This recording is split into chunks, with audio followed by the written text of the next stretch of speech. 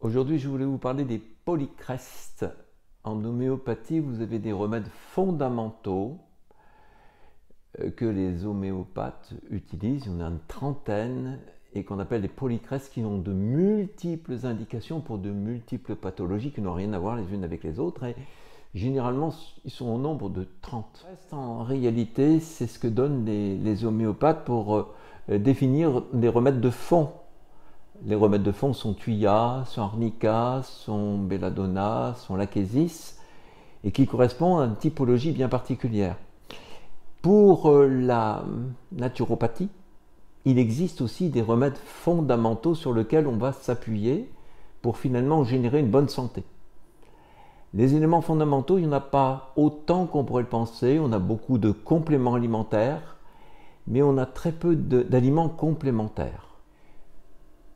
Dans les vidéos d'Acteur Nature, nous avons déjà défini plusieurs polycrestes qui vont du pycnogénol en passant par le silicium organique, la tourbe, le CMD, c'est-à-dire on va dire de l'eau de mer en quelque sorte, et puis aussi la zéolite.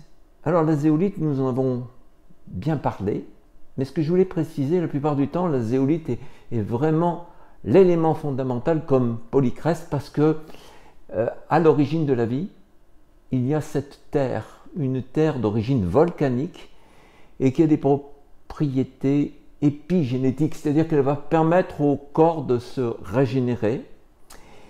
Elle est à la base même de notre constitution cellulaire. La zéolite, c'est beaucoup plus que ça. C'est quelque chose qui va permettre à notre génome de se refaire une santé. On a la possibilité de recadrer en quelque sorte notre génétique avec la zéolite, c'est-à-dire de reconstituer des cellules. Je n'en ai que pour preuve, la zéolite va permettre par exemple de reminéraliser une femme qui est atteinte d'ostéoporose, chose que ne fera jamais le calcium. Elle va permettre de reconditionner les minéraux et les faire remettre en place dans l'organisme. C'est un élément reconstituant. Au Moyen-Âge, Paracelse était un guérisseur réputé.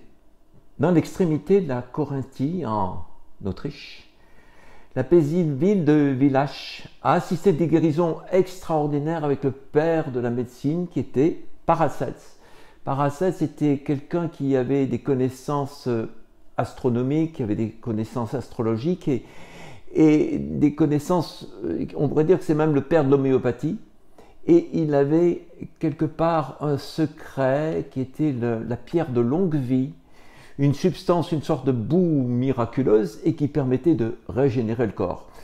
Et c'est là où on voit qu'il avait déjà trouvé dans un élément qu'on appelle la silice, un silicium organique dans cette boue, qu'on retrouve dans la zéolite comme un élément créateur, régénérateur et un remède de rajeunissement qui apporte toute l'énergie au corps et qui redonne une vitalité extraordinaire. Alors ces dernières années, effectivement, la zéolite a été utilisée en oncologie, surtout en Autriche. Il y a un livre qui en témoigne. On ne peut pas dire que ce soit un remède contre le cancer, mais qui peut accompagner le cancer, pas en France, mais dans les pays étrangers comme les pays de Slaves, où effectivement elle est communément utilisée. Ces dernières années, on a trouvé des effets de rajeunissement avec cette zéolite. Cette zéolite est effectivement un chélateur de métaux lourds, mais c'est aussi un régulateur, une grande régulatrice du métabolisme. Par exemple, on peut l'utiliser dans le diabète, quand on a trop de cholestérol. C'est aussi un capteur de radicaux libres, et les radicaux libres sont responsables du vieillissement cellulaire, et c'est très important, on pourrait dire que c'est un antioxydant extraordinaire. Il s'agit aussi sur l'hyperacidité. Les gens qui ont une hyperacidité au niveau gastrique, qui ont des problèmes, ça sert de pansement. C'est aussi un élément qui est un anti-stress remarquable. Ça va calmer le système nerveux, ça va rééquilibrer les neurones et en même temps, ça va capter l'aluminium qui se trouve dans le cerveau quand on est atteint de la maladie d'Alzheimer. C'est aussi un élément qui va régénérer le foie, qui va calmer les muqueuses enflammées, les gastrites, le côlon enflammé, les maladies de Crohn.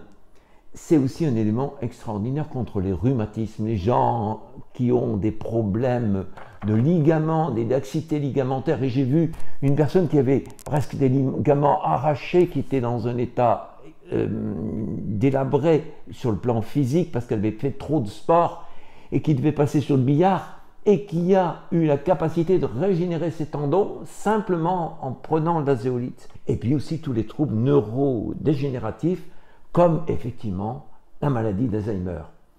Et puis, c'est un anti-inflammatoire remarquable. La zéolite est un élément fondamental parce qu'elle régénère le corps. Donc, c'est un très grand polycrest à mes yeux et qui pourrait s'établir dans toute forme de pathologie, mais qu'on pourrait prendre ordinairement. Quand on fait un jeûne, par exemple, comme la personne qui est en face de moi, elle pourrait prendre de la zéolite parce que ça va permettre de la nettoyer, de la régénérer et en même temps de restructurer son tissu conjonctif. Le tissu conjonctif, nous l'avons dans tous les corps, dans tout le corps, dans notre peau, dans notre système cardiovasculaire, sur la aorte.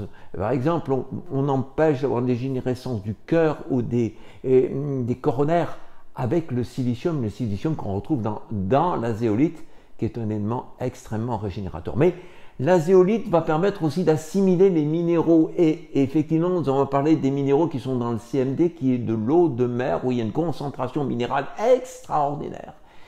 Cette eau de mer aussi, cette eau du lac salé, exactement, de l'Utah, le CMD, dont vous verrez la vidéo si vous voulez vous en regarder, eh bien, elle va permettre d'apporter une immunité formidable. On prend du CMD, on prend de la zéolite, et aussi quelque chose qui est fantastique, qui est la tourbe. Une tourbe qui vient d'Autriche. La tourbe, c'est les éléments de l'acide fulvique et les acides humiques qui ont cette capacité d'avoir des minéraux comme le fer et qui vont régénérer la tunique de l'intestin. Si nous associons les trois en même temps, on a une parfaite régénération, un parfait équilibre du corps. Les polycrestes dont nous avons parlé sont des substances en réalité qui s'intègrent dans notre métabolisme.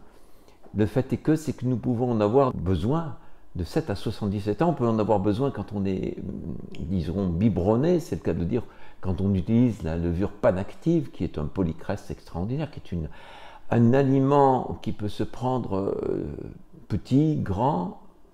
Et puis, on peut prendre de la zéolite, mais ça n'a aucune importance parce qu'elle peut s'intégrer dans l'alimentation. On peut le prendre vieux, on peut le prendre jeune, on peut le prendre ado, on peut le prendre. La zéolite n'a aucune contre-indication. Et les polycrestes n'ont absolument aucune contre-indication. À la limite, le polycreste peut être pris à titre préventif, mais aussi à titre de régulation et à titre curatif. C'est pour cette raison qu'ils précèdent la maladie, ils accompagnent la maladie et ils permettent de faire céder la maladie. Reprendre ces éléments-là fondamentaux à la vie, c'est permettre de retrouver une vitalité que nous avons perdue. Voir la zéolite comme simplement un élément qui va éliminer les poisons, c'est pas exact. Et c'est pour cette raison que je voulais rectifier.